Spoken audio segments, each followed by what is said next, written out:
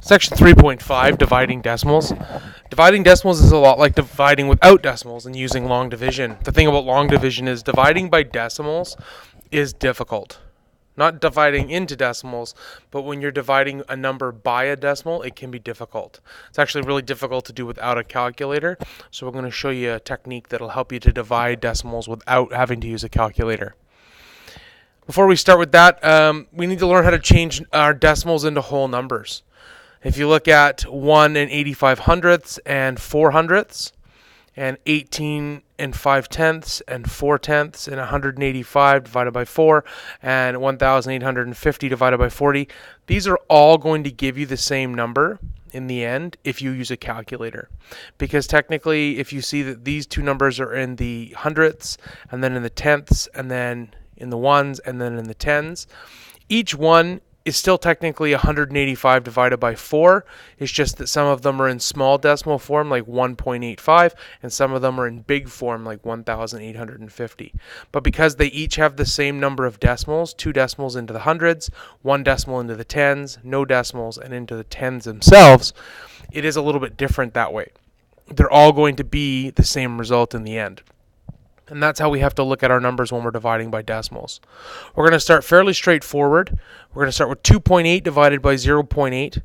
And again, they're both in the 10th column. So to get them into whole numbers, we would just multiply them both by 10. And multiplying them both by 10 would make it 28 divided by 8.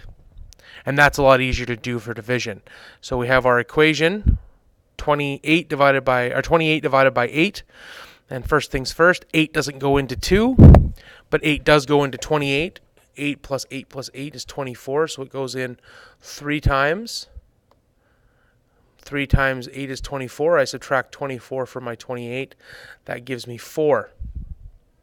Now I'm sitting here and I'm not sure what to do because technically this is 28, but I've put a decimal 0 there because 28 decimal 0 is the same thing as 28. It's just helping me, giving me an extra place value to continue to do my math. So I've given it a decimal 0. I bring down that 0, and that now makes the 4 into 40. And how many times does 8 go into 40? Well, it goes in 5 times. 8 times 5, I subtract the 40 from the bottom, and 40 minus 40 is 0. Now, 8 does not go into 28 35 times. If you'll notice, there's a decimal here. And in this case, I'm going to bring the decimal up and place it right between the two numbers in line with the other decimal. So 28 divided by 8 is 3.5. And if you grab a calculator and you do 2.8 divided by 0.8, you're also going to get 3.5.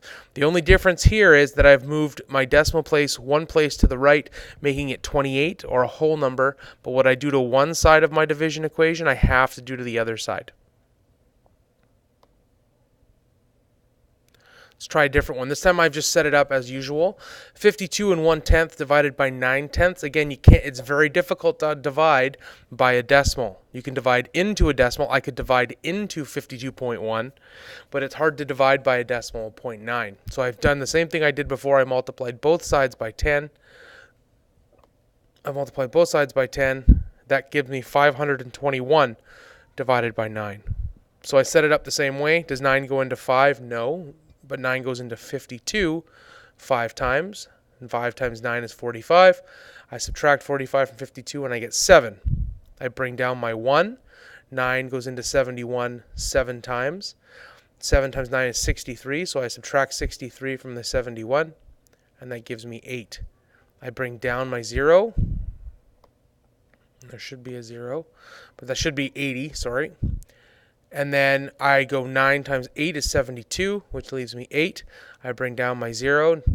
9 times 8 is 72. I bring down my 8, bring down my 0. If you'll notice the pattern that's starting to grow here, we're getting a repeating number. So we're going to stop there because it's just going to carry on 57.8888888. I'm going to bring my decimal over, and I'm going to put my decimal up. Just right there. And then it's 57.88. Or it is just, you could just simply put 57.8 and have it repeat. And then you wouldn't have to put the other ones. So some reminders for dividing by decimals. Set up the equation, much like we did over here. So you take your decimals and you get them into the whole number. This is the number that has to be a whole number. You can still divide if this one's a decimal. You set up your equation, and then once you've set up your equation, you move the decimal until you're dividing with a whole number, not into a whole number, but dividing by a whole number. You complete the long division as you usually would, and then you move up the decimal from its new position. So your practice question today is 195.3 divided by 0.2. So follow the instructions that I gave, follow the 4 steps, and complete the question 195.3 divided by 0.2.